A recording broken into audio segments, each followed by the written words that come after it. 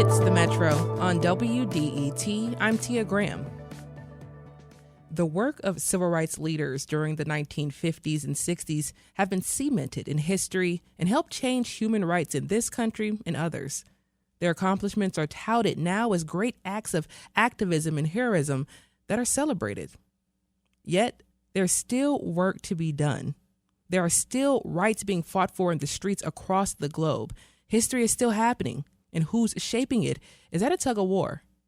One way that a common ground has been reached in conflict has simply been to have a conversation. It's harder than it sounds, though, but healthy dialogue fuels change. It fuels solutions to problems too big for just a few people to achieve. The Slavery to Freedom lecture series, named in honor of Dr. William G. Anderson, brings together thought leaders to connect directly with community members and discuss the current state of Black America. Dr. Marita Gilbert joins us now to talk more about the lecture series. And Dr. Gilbert is the Associate Dean of Osteopathic Engagement and Community Practice at Michigan State University. Dr. Gilbert, welcome to the Metro. Good morning, Tia. I'm so excited to be with you. Good morning. I'm happy that we got you here as well.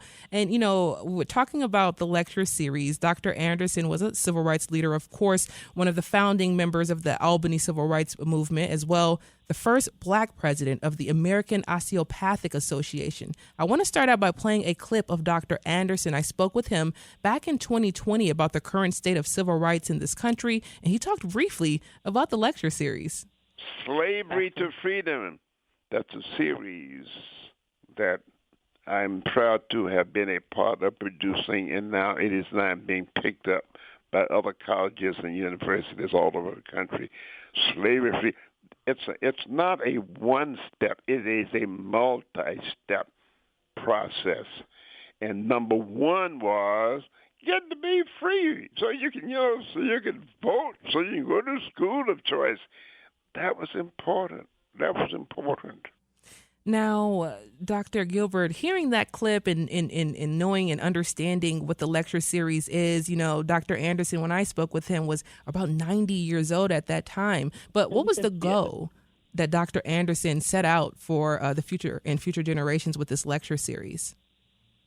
Yeah, so importantly, Dr. Anderson really wanted to connect for all of us in community, this opportunity and responsibility to use every platform that we have, right, to cultivate what Dr. King would call the beloved community, right, so that we didn't have to separate our professional selves from our personal lives and passions, and that we could use all of who we were to really work to better our communities and hopefully transform them so that we were building strong futures for those that would come after us.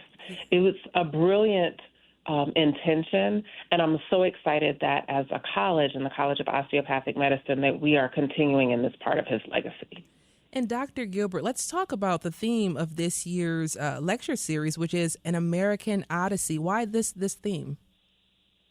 So that's been the theme of the series generally, but what I think is important about talking about this as an American Odyssey, right, certainly as we kind of evoke this evolution from slavery to freedom, because it's a journey, right, that it's not a moment in time, that we're not thinking about Black history, which is American history and culture, as all past. But there are opportunities for us to think about how those events and circumstances of our yesterdays and yesteryears inform the things that we should be thinking about and talking about in the present, and really doing the freedom dreaming and collective work to build strong futures. So we like to always remind folks that it is an American odyssey. It's not unique to any one community, and that the work continues, right, that we are ever journeying towards our tomorrows. And just connecting that theme, like you said, this is an American odyssey. This is a journey for everyone who finds themselves in America, especially when we talk about that generational lens here in American society and in American history as well. When we see the history that we're living through right now and the way that it's unfolding, how can a lecture series or how can something like this or this thought process, how can this get us started to thinking about our place in history? So I think the first thing is to get us to be courageous, right? To both think about where we've been and to talk very honestly about where we've been and how those moments help us envision a different future. So that's the first thing. I think the second thing, which is really important to me, is convening us, right? Mm-hmm. Getting us to gather, to be in community, to be present with each other, right? To hold space for reflection, but also that notion of dreaming forward, right? And then lastly, I think it holds a space for us to collectively think about and hear calls to action. What are the things that we need to be working on today so that we're creating the best possible futures for those that will come behind us, right? And so it really is kind of an arc, right? So that we're looking into our past boldly and courageously and fully, and then thinking about how we can use the tools, the skills, the moments, the events, the circumstances, the contributions from our past to really do the work, right? Because our future doesn't happen by mistake, but to do the work to craft the best future that we can. And Dr. Gilbert, history, of course, like you were talking about now, is often approached with the idea to look back and to study and to reflect and to bring some of those pieces forward with us. But what about actively living in this history? What about actively shaping and the power of shaping this history? How does that lecture series and how do conversations help build that out? So one of the things that I love every year is that each time the speakers and presenters are so very different, but usually when we listen to each of them, there's always some overlap, right? So if I think about our speakers this year, we have Dr. Jelani Cobb, who is Dean of the School of Journalism at Columbia University. We will have Bob Kendrick, who is the president and CEO of the Negro League Baseball Museum. And then we will have the Pettways, Marianne and China Pettway of the G.S. Quilters in Alabama. Now, that may seem like very different kinds of perspectives, but each of them talk about very nuanced ways in which we have always thought as a community about how it is that we archive, collect, document our history, and then how we think about telling our stories, right? Mm-hmm. And not just the stories, I mean, not only of Black people, but contributions to the American project, right? What are the things that have happened, both large and small, to transform who we are as Americans? How have we been thinking about and contributing to democracy, what that looks like, and how we actively shape and mold it, right? Whether it is thinking about journalism, right, and media, who gets to tell stories, whose stories are valid, and how do we speak our history, our culture into the larger landscape.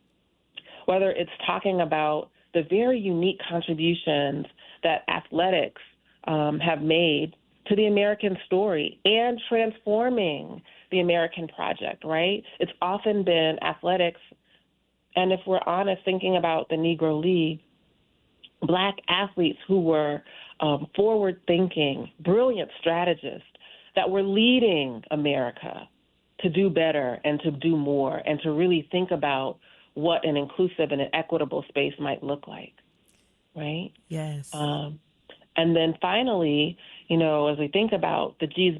Quilters, it's a visual story of who we are, the things that we have experienced, overcome, right, and documenting it through art, right, and keeping tradition and being able to pass those skills that our foremothers carried with them, sometimes to tell the actual map and ways to freedom, and in other ways to document particular moments for families and communities in a visual work of art that was also practical, right, that kept us warm, that kept us dry.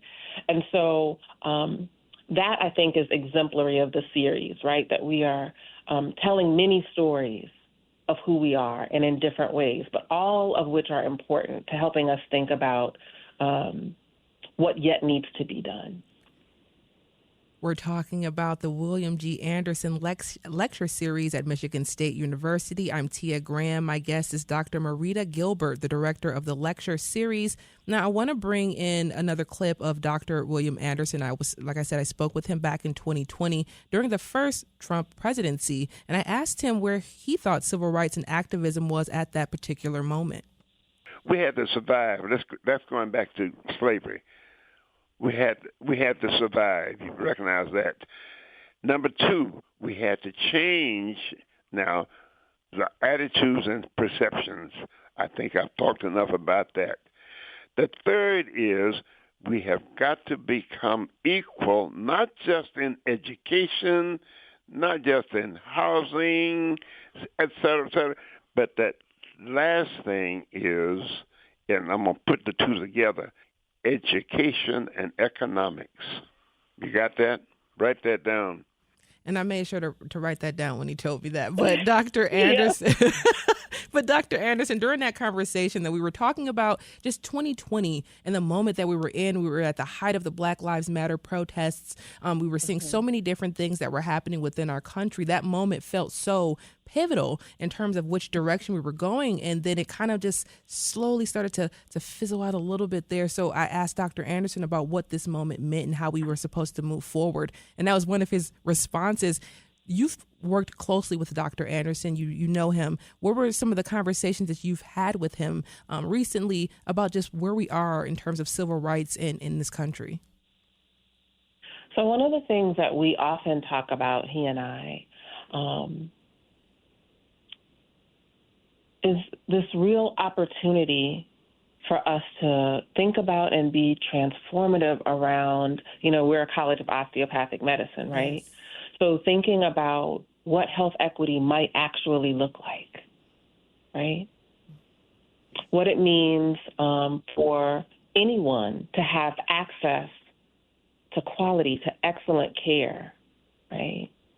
What it would mean for vulnerable communities and populations to really trust the physicians that provide care for them. What does it mean for folks, for that to be affordable so that people don't have to make the decision between having resources like lights or heat or food and being able to care for their health and wellness? That's one of the things, right? But if I expand that out, wellness, our health is more than just those things that are physical, right? So osteopathic medicine focuses on mind, body, and spirit. And so when we think about health, wellness, we're thinking about how entire communities experience that in their minds, their bodies, their spirits, right? What does it mean to feel included, to feel seen, to feel valued as a part of your community? What does it mean to be able to have your needs met, right?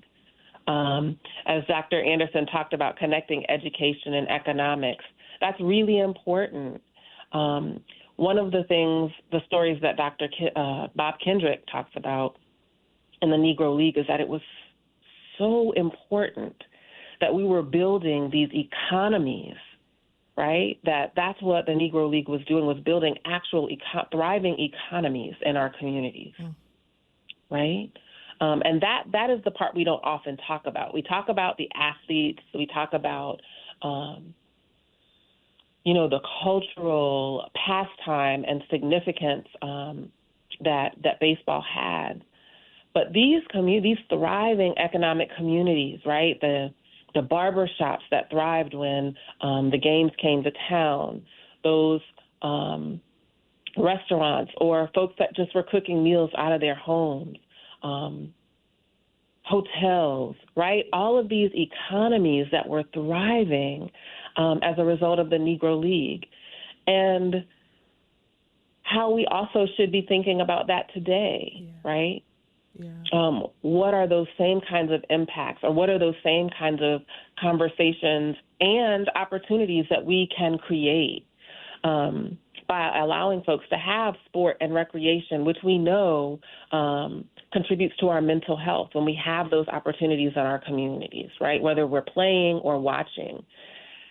And then how do we use those same platforms to think about, as many of our young athletes do, about how that can transition our communities? You mentioned Black Lives Matter. Importantly, I thought it was very brave, many of the men in the NBA particularly, that said, no, we're using our platforms to say this is an important cultural moment and we must use our platform, right, to make a difference.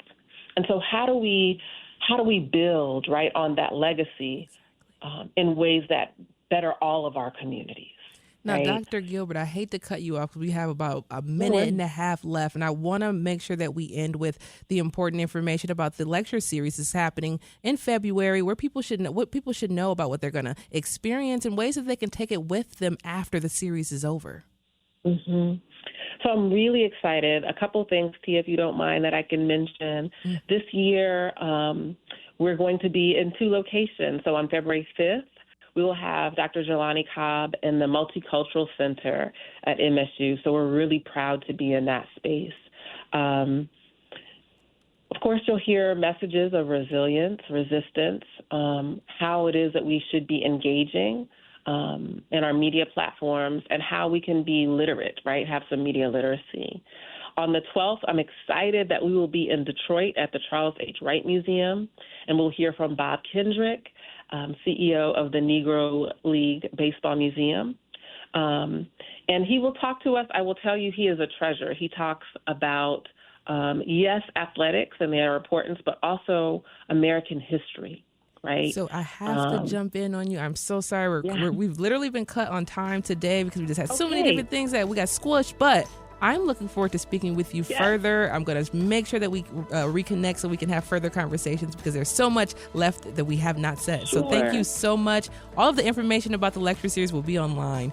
Dr. Marita Gilbert is the Associate Dean of Osteopathic Engagement and Community Practice at Michigan State University, and she runs the William G. Anderson Lecture Series, Slavery to Freedom, American Odyssey. To find out more about the in-person and virtual sessions, head to WDET.org. And once again, thank you so much, Dr. Gilbert, for joining us on the Metro.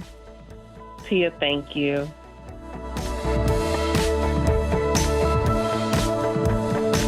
Coming up, AI has entered every part of our lives. What happens when it begins to enter music? Stay tuned. We'll be right back on the Metro.